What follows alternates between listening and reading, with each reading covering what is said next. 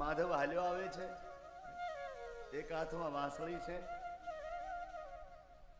ઘૂઘરાળા વાળ છે, માએ તેલ નાખેલું છે લાલાને.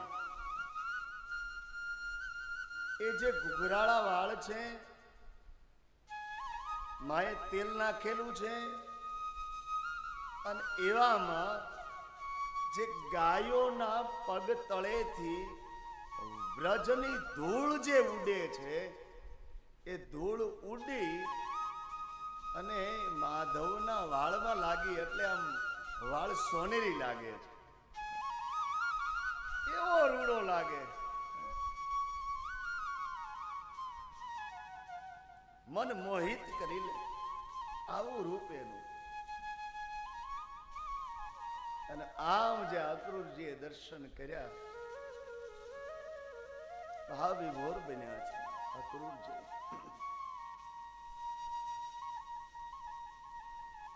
બંને ભાઈઓ આવ્યા, અક્રૂરજીને પગે લાગ્યા છે. અક્રૂરજી નંદ બાબાને બધી વાત કરે છે. નંદ બાબા, બંને ભાઈઓને તેડવા માટે આવ્યો છે.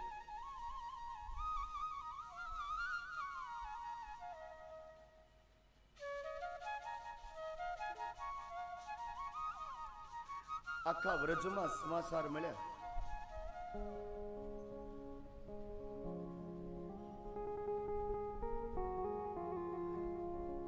જ્યારે ગોપીઓને ખબર મળ્યા કે મનમોહનને લેવા માટે અક્રૂર આવ્યા છે,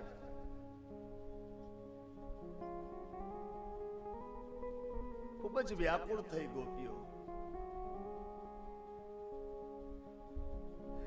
ગોપીઓના હૃદયમાં એટલી બધી વેદના થઈ. એક બીજી ગોપીઓ બોલવા લાગી કે નામ તો અક્રૂર છે, પણ આટલા બધા ક્રૂર કેમ બન્યા કે આપણા ગોકુળને લૂંટવા આવ્યા?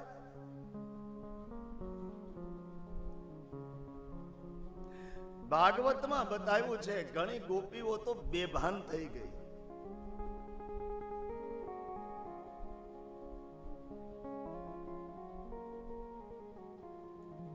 અહો વિધાતા, એ વિધાતા, આ શું કર્યું તે?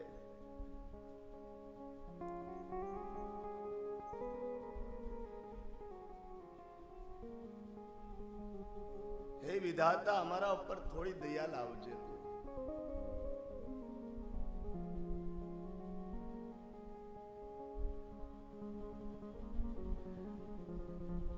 ગોપીઓ રુદન કરવા લાગી.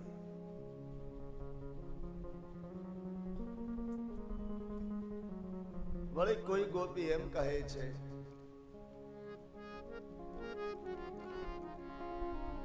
આપણા માટે તો આ રાત્રિ જે છે એ ભયંકર રાત્રિએ વાતાવરણ ઊભું કર્યું છે.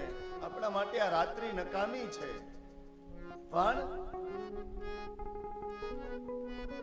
મથુરાની સ્ત્રીઓ માટે એનું પ્રભાત મંગલમય બન્યું છે.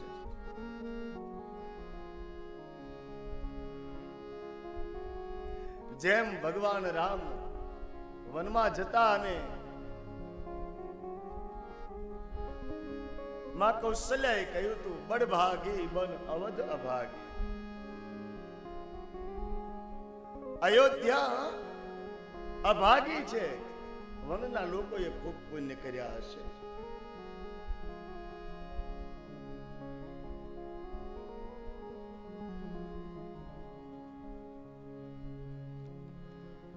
ગોપીઓ રુદન કરે છે.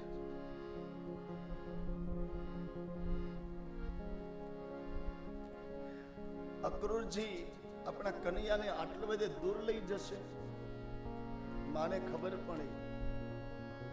માં ખૂબ રડી.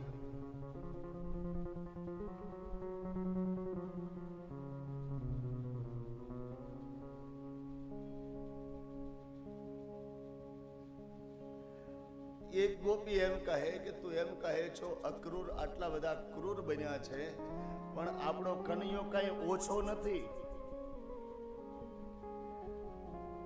ભલે અક્રૂરજી તેડવા આવ્યા પણ આપણો કનૈયો તો ના પાડી શકે ને કે હું નહીં આવું.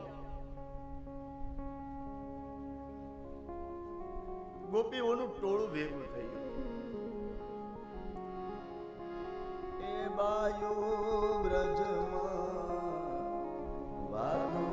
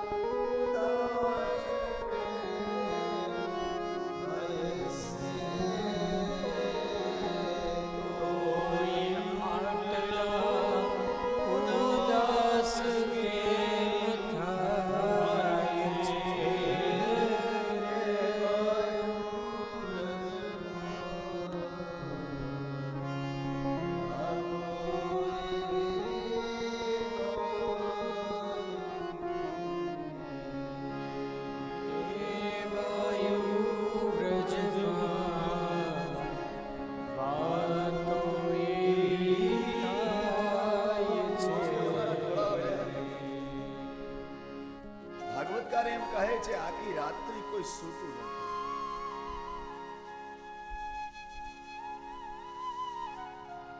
વહેલી સવાર થઈ, પરોઠું થયું,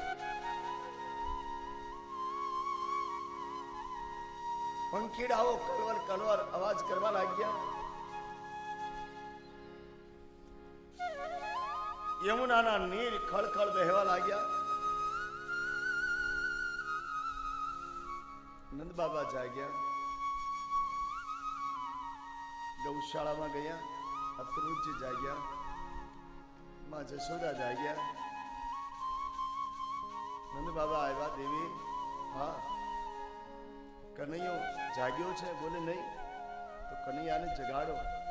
ના, ભલે સૂતો. દેવી, જશોદા અક્રૂર તેડવા આવ્યા છે. માં રડી પડી. બાબા, મારે કનૈયાને નહીં જવા દો. યશોદા, અક્રૂરજી આવ્યા છે, એને જવા દેવો પડે. ઉઠાડો એને. માં ગઈ. હિંમત ના હાલી જગાડવાની. માને થયું હજી થોડી વાર કનૈયો સૂતો રહે તો મારી નજરની સામે તો રહે. માની આંખમાંથી આંસુ પડ્યા. માં રોને લગી. પણ જ્યાં માનું એક આંસુનું ટીપું કનૈયાના ગાલ ઉપર પડ્યું ને, કનૈયો બેઠો થઈ ગયો. અરે માં, શું કામ રુદન કરે છે? શા માટે માં? કનૈયા, તું મને મૂકીને જતો રહીશ. કોના આધારે હું ગોકુળમાં જીવીશ? કનૈયા, તારું વાત્સલ્ય, તારો પ્રેમ, તારો સ્નેહ મને તારા વિના નહીં જીવવા દે. નહીં જીવી શકું કનૈયા. માં, કનૈયો, માં યશોદાના આંસુ લૂછે છે. નહીં જવા દે કનૈયા, તને નહીં જવા દો. અરે માં, આવતો રહીશું પાછો. કનૈયાને તૈયાર કર્યો, શિરામણ આપ્યું, શિરાવા બેઠો. શિરામણ શબ્દ અને નાસ્તો શબ્દ, આ બંનેમાં બહુ તફાવત. શિરામણ કહે ને તો એમાં ભાવ દેખાય, નાસ્તોમાં ભાવ ન દેખાય. જેમ કે મમ્મી અને માં, માં શબ્દ બોલીએ ને ત્યાં કાગબાપુ એમ કહે આખું મોઢું ભરાઈ જાય આપણું. મજાદર કાગબાપુ, કાગબાપુ એમ કહે માં બોલીએ તો આખું મોઢું ભરાઈ જાય. બંને હોઠને ભેગા કરીએ તો જ માં શબ્દ બોલી શકાય. મમ્મી, મમ્મી, મોમ, સારું છે. એ તો અત્યારનું, આપણે એનો કોઈ વિરોધ નથી, પણ આ તો કેવલ એક તફાવત. માં, મોઢે બોલું માં, હાચે નાનપણ સાંભળે, મોટેપની બધી મજા, કડવી લાગે કાગડા. શિરામણ કરવા કનૈયો બેઠો. માં માખણ આપે છે. લે કનૈયા, હજુ તું લે, હજુ લે. અરે માં બસ, નહીં કનૈયા, હજુ લે. મથુરામાં નહીં મળે, મથુરામાં નહીં મળે. કનૈયા, વાત બોલું બેટા? હા માં. માની લે કનૈયા, અમે તો તારી યાદમાં કદાચ જીવી પણ લઈએ, અને કનૈયા તારી ગાયોનું શું થશે? તારી ગાયોનું કોણ? કનૈયો તૈયાર થયો. અક્રૂરજીને કહ્યું, બાબા થોડી વાર. ગૌશાળામાં ગયો કનૈયો.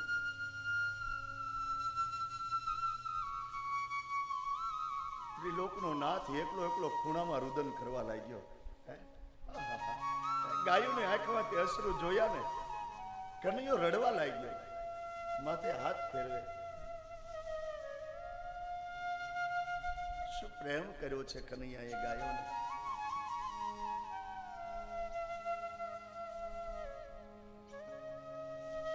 ભાગવતની આ કથા કરતા પણ દુઃખ થાય. જે કનૈયો, જે માવડીઓને આટલો બધો પ્રેમ કરતો, એ માવડીઓ આજ કેટલી દુઃખી છે. કેટલી દુઃખી, તમે વિચારો તો કરો યાર, કેટલી દુઃખી.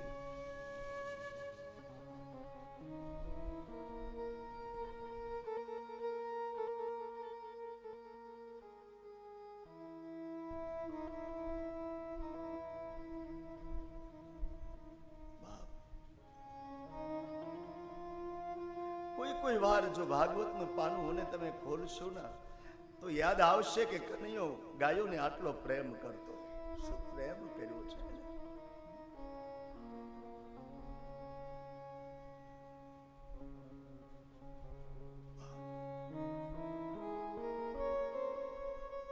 આંસુ લૂછ્યા.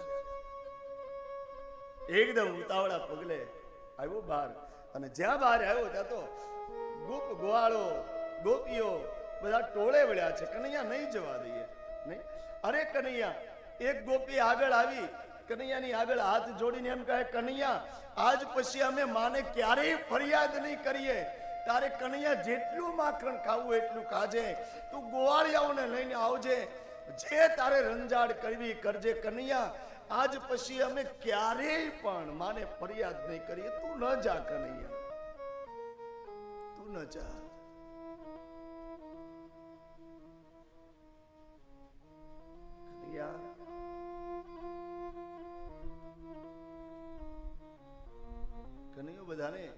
શાંત કરે છે. અરે હું ક્યાં તમને છોડીને જતો રહું છું? યમુનાનો કિનારો, વ્રજના વૃક્ષો, વ્રજરજ, ગોકુળની ગાયો અને ગોકુળની ગલીઓ ગલીઓ, એમાં મારી યાદ છુપાયેલી છે. અને આહા, એ માધવ જ્યારે અંતિમ ક્ષણ શાંતિ લેવા માટે પ્રભાસ પાટણના પટાંગણમાં જ્યારે અંતિમ શ્વાસ લેવા માટે બેઠો ના, અને જ્યારે ઉદ્ધવ એની પાસે આવ્યો ને, ત્યારે એ કનૈયાને ગોકુળની ગાયોએ રડાવ્યો છે.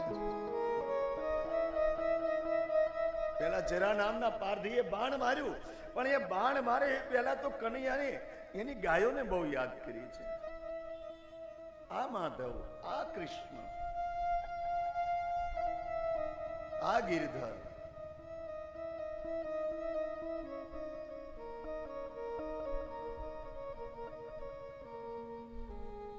રથમાં બેઠા, ગોવાળિયાઓ થોડા સાથે. નંદ બાબા,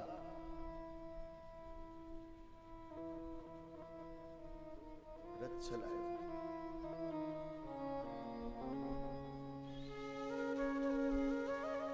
બધા વિદાય આપે છે. અક્રૂરજીને એક વાતનો આનંદ છે, એક વાતનું દુઃખ છે. સુખ અને દુઃખ બંને છે. જેનું ભજન કરતા એના રથનો સારથી આજ અક્રૂર છે, એ વાતનો એને આનંદ છે. પણ કંસ જ્યાં માટે એ બંને ભાઈઓને બોલાવ્યા છે, એ વાતનું એને દુઃખ છે.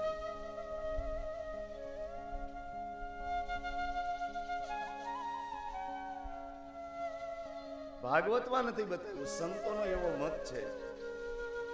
ભગવાન કૃષ્ણ જ્યારે ગોકુળની બહાર નીકળ્યા ને, ત્યારે એની નજર કોઈને ગોતે છે, અને એ પાત્ર છે રાધાજી. એક વૃક્ષની નીચે રાધાજી ઉભા છે. કનૈયાએ અક્રૂરજીને કહ્યું, રથ થોડી વાર ઉભો રાખો. અને કનૈયો રાધાજીને મળવા ગયો. કનૈયો રાધાજીને એમ કહે, રાધા, હું જાઉં છું, તમારે મને વિદાય નથી આપી. ત્યારે રાધાજી એમ કહે, વિદાય એને અપાય જે જતા હોય. અરે હું જાઉં છું. બોલે, કનૈયા, તું જા છો, તારી યાદો અમારા હૃદયમાં છે, ત્યાંથી તું નહીં જઈ શકે. વાંસળી આપી, રાધાજી લો આને.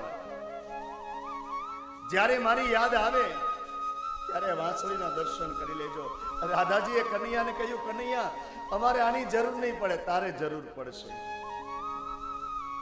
કનૈયા, તારી યાદ આવશે ને તો અમે યમુનાના કિનારે બે આંસુ પાડી લેશું, અને ગૌશાળામાં જઈ ગાયો પાસે બે આંસુ પાડી લેશું.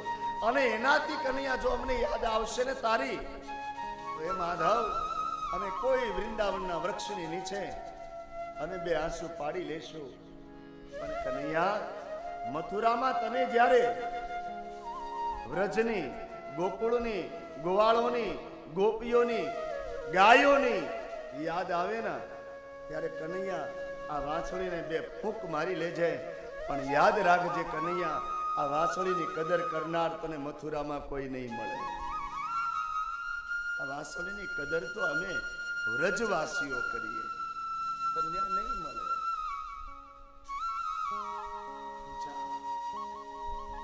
વિદાય આપી તારા કરતા કરતા મથુરા પહોંચ્યા. અને મથુરા પહોંચ્યા એટલે